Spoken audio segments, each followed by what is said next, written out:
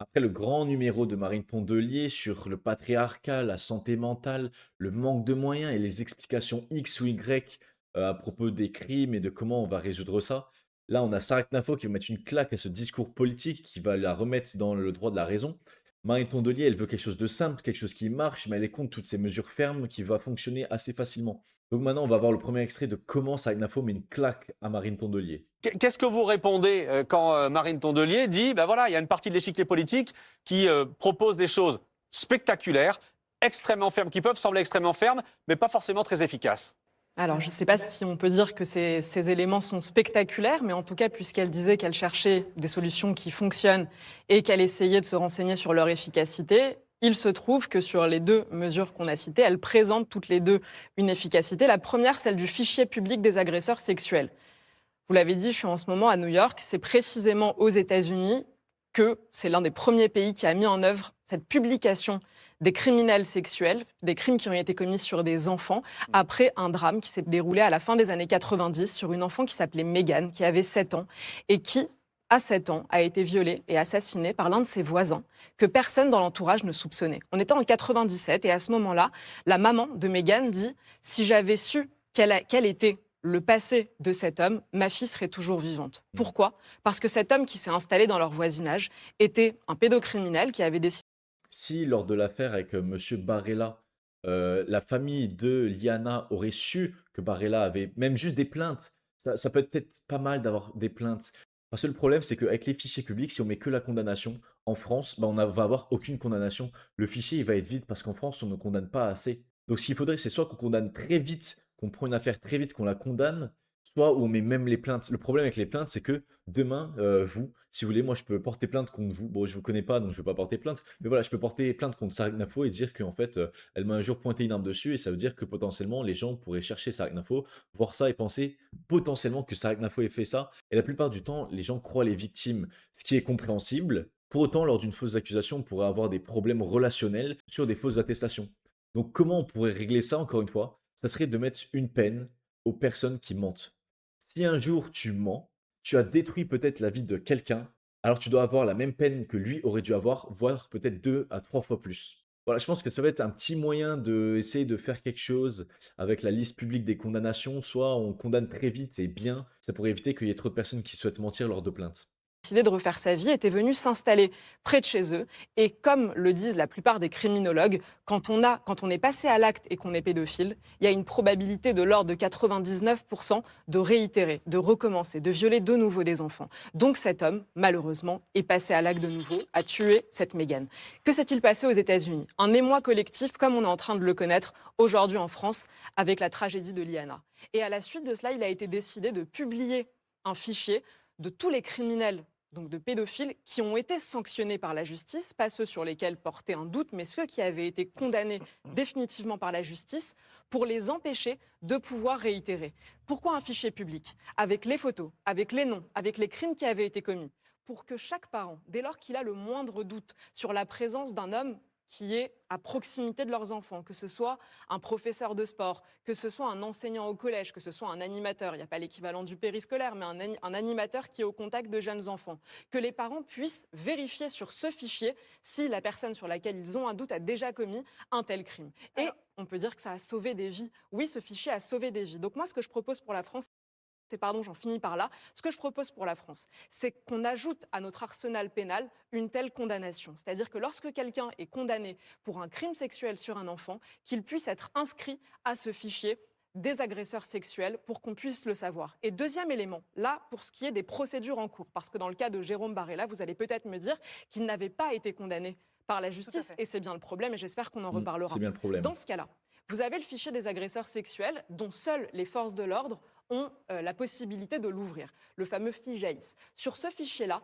il faudrait également inscrire toutes les procédures en cours pour qu'on ne se retrouve plus, comme avec le cas du parquet d'Auch, qui se retrouve avec un homme qui a déjà été poursuivi, et on n'a même pas une forme de priorité qui est mise à ce dossier. Il aurait dû passer tout en haut de la file, parce que précisément, on aurait dû savoir qu'il y avait déjà des procédures Gabriel Attal qui s'appelle Mathilde Panot. en cours, la police devrait le savoir. Ça réglerait beaucoup d'autres problèmes, notamment sur le périscolaire à Paris, où on devrait vérifier l'inscription à ce fichier des agresseurs sexuels, encore une fois, sur demande aux forces de l'ordre, avec la possibilité de voir les individus sur lesquels vous avez des procédures judiciaires en cours, quand bien même ils n'auraient pas été Sarah condamnés, Knaf aussi, pour je pouvoir comprends bien. appliquer. Je suis pas assez convaincu par Sargnafo sur le coup. C'est trop lent, ça marche pas. Les gens, ils sont encore dehors potentiellement. Ce qu'il faudrait faire, à mes yeux, c'est peut-être une priorité pour tout ce qui est crime, pour tout ce qui est lié aux agressions, pour tout ce qui est lié au crime et tout ce qui est autour du crime. Je pense qu'on devrait juger ça de manière très très rapide, au plus rapide possible. Par exemple, avec des analyses très très rapides. Vraiment, faut agir très vite parce que on ne peut pas laisser une personne qui potentiellement a commis des crimes très graves dehors dans la société qui pourrait refaire. On ne peut pas faire ça et qui pourrait refaire, je dis ça, mais c'est des choses qui arrivent tous les jours, il y a des gens qui ont déjà commis des crimes, il y a des gens qui ont déjà commis des crimes qui en recommettent. C'est invraisemblable. Mais là, j'avoue, sur le coup, ça, Nafou, je suis pas assez convaincu, c'est un peu dommage, mais c'est déjà mieux que Madame Tondelier, sincèrement. Posez-vous une question. Pour l'instant et jusqu'à aujourd'hui, quel modèle avons-nous choisi?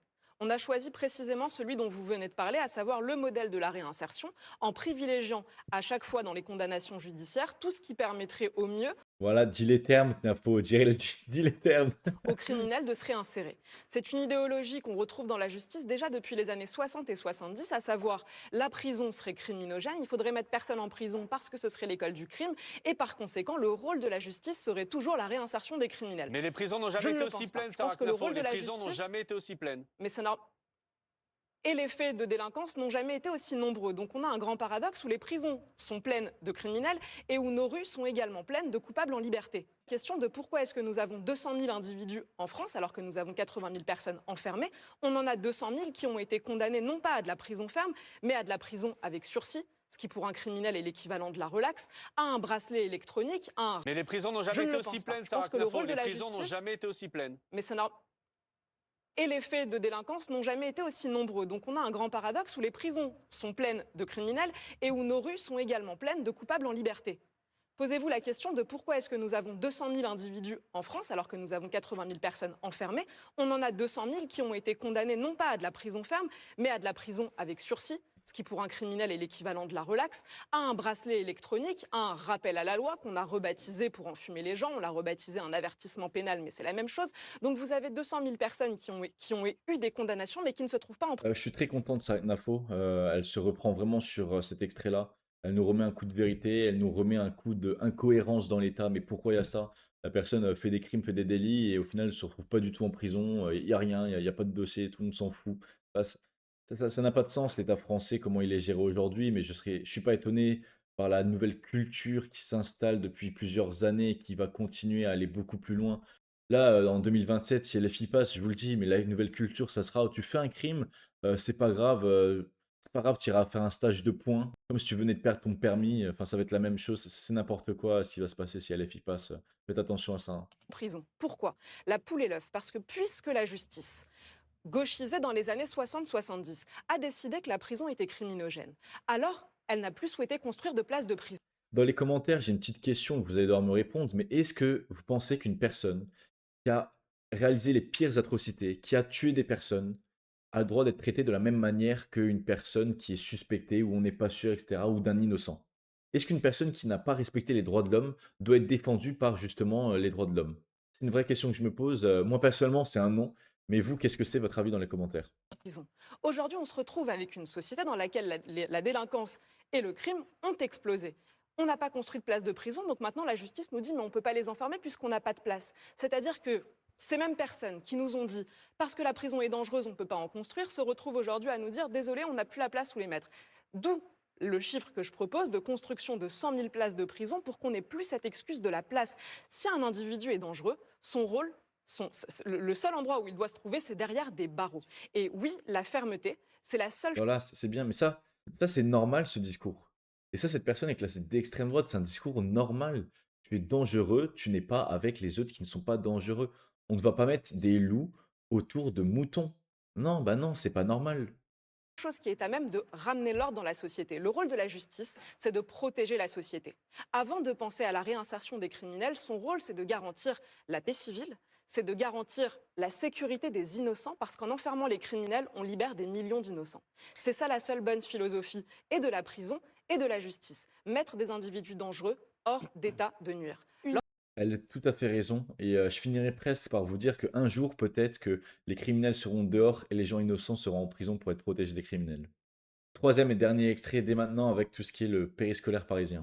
Il a dit ce n'est pas quelque chose qu'on va faire ni quelque chose qu'il propose. Maintenant, si vous le permettez, j'aimerais juste avoir le temps de parler d'un phénomène gravissime qui se passe actuellement dans le périscolaire parisien. Lors de la campagne municipale, j'ai été la seule à en parler quasiment tous les jours, à chaque fois que j'avais une intervention télévisée. Et à chaque fois, je remarquais qu'on me laissait 30 secondes en parler et puis qu'on fermait le dossier Mmh. comme si c'était quelque chose d'anecdotique. On parle de 78. La même chose pour l'affaire Epstein. La même chose pour l'affaire Epstein. C'est vraiment la même chose. Plus personne ne va en parler. On en a entendu parler quelques jours et maintenant, silence radio. C'est bizarre. Animateurs qui ont été suspendus. On parle de dizaines d'enfants à toucher, agressés sexuellement, parfois violés. Pour vous donner un exemple de Epstein, ce qui est la en même train de se chose. passer aujourd'hui au cœur de notre capitale. C'est une tragédie Liana fois 10, fois 20, fois 30, fois 40 tous les jours qui est encore en cours. Je pense que dans 10 ans, quand on repensera au périscolaire parisien, on se dira que c'était le plus grave scandale de pédophilie de notre siècle. C'est gravissime ce qui est en train de se passer à Paris. Et si je vous prends ce qui s'est passé le mois dernier, vous avez un animateur qui a été accusé d'agression sexuelle, qui a reconnu les faits.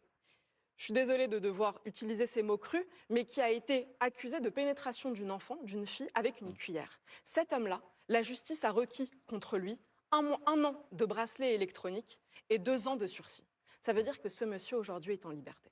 Vous voyez, il est en liberté. C'est quoi cette France? Cette personne est en liberté. Mais je préfère qu'en liberté, il y ait un délinquant qui vend du shit plutôt que quelqu'un comme ça. C'est pas possible. Ça veut dire que les gens se rendent pas compte. Ah, il a que mis une cuillère ou je ne sais pas quoi. Non, mais il en est arrivé jusqu'à là. Minimum. Donc je ne sais pas qu'est-ce qu'il a fait d'autre, mais il en est arrivé minimum jusqu'à là. À quel moment dans la vie on en arrive minimum jusqu'à ce point? C'est pas normal.